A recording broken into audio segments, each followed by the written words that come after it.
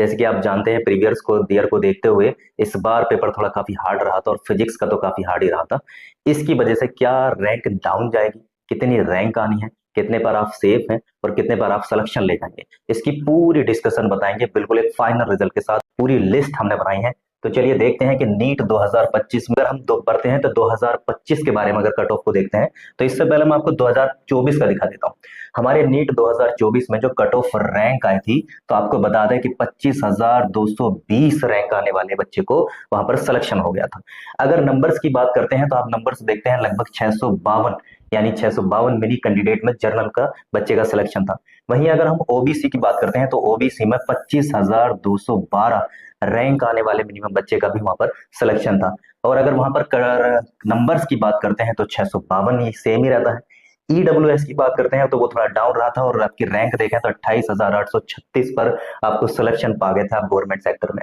दूसरा देखें तो 647 आपके नंबर्स होने चाहिए। वहीं अगर एससी कैटेगरी की हम बात करते हैं तो एससी कैटेगरी में देखते हैं 1,39,193 रैंक वाले बच्चे को, जिसके जो है मिनिमम मार्क्स जो है 549 थे, वो सिलेक्शन पा गया था गवर्नमेंट सीट के। लास्ट अगर देखते हैं तो एसटी में भी अगर देखते हैं तो 1,68,888 526 पर वो वहां पर सिलेक्शन पा गया था गवर्नमेंट सीट में। तो ये सारा आंकड़ा रहा था 2024 का। लेकिन आपको एक सबको पता है, आप बच्चों ने सबने पेपर दिया तो आपको पता है कि वो प्रीवियस और इस ईयर साल वाले में आपका एग्जाम कितना टफ था, तो उसकी वजह से क्या एनालाइज रहेगी। तो पूरी समरीज को सुनते हैं तो आपको दिखाते हैं। तो दूसरा हमने एक आंकड़ों की लिस्ट बनाई है कि इस आंकड़े में पूरा हमने स्कोर को दर्शाया है कि रैंक रेंज क्या होगी, नीट स्कोर रेंज क्या होगा। तो इसको भी एक बार समझते हैं, फिर हम देखते हैं कि फाइनल कट ऑफ क्या रहने वाली है, आप कितने पर सेफ हैं, कि आपको दोबारा तैयारी करनी चाहिए या कुछ और अदर सोचना चाहिए, या बिल्कुल आप सेफ महसूस करते हैं। तो बिल्कुल सही से बताते हैं इसको फिजिक्स के पेपर की वजह से कितना डाउन रहने वाला है, आप बिल्कुल सिलेक्टेड में है। दूसरे कंडीशन में देखते हैं तो रैंक अगर 1 की बात करते हैं तो 1 से 10 की बात करते हैं तो उनका स्कोर 672 से 720 होना चाहिए।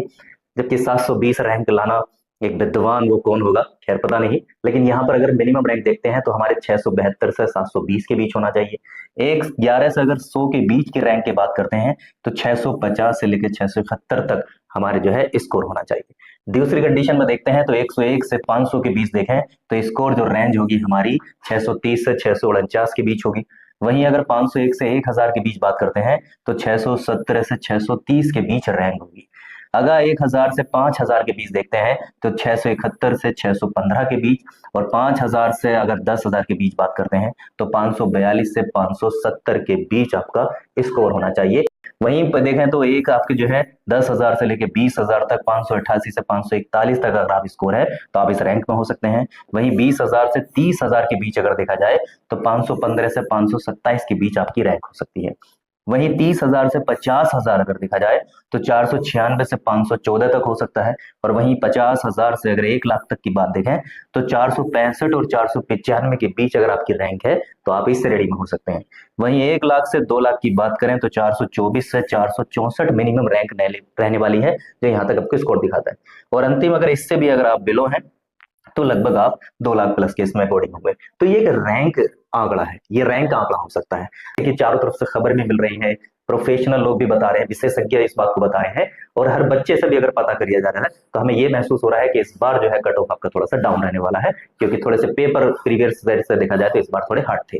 तो ये आपका कट ऑफ रहने वाला है, इसमें आप सेफ हैं। इससे रिलेटिव अगर आपको कुछ पूछना है, क्वेश्चन पूछ सकते हैं कि आप सेफ जोन में है या नहीं, कि आपको अदर तैयारी करनी चाहिए या नहीं करनी चाहिए, या कोई और प्लेटफॉर्म देखना चाहिए, तो आप बेहिचक कमेंट में पूछ सकते हैं, उसके आंसर बिल्कुल आपको तुरंत ही रिप्लाई करें।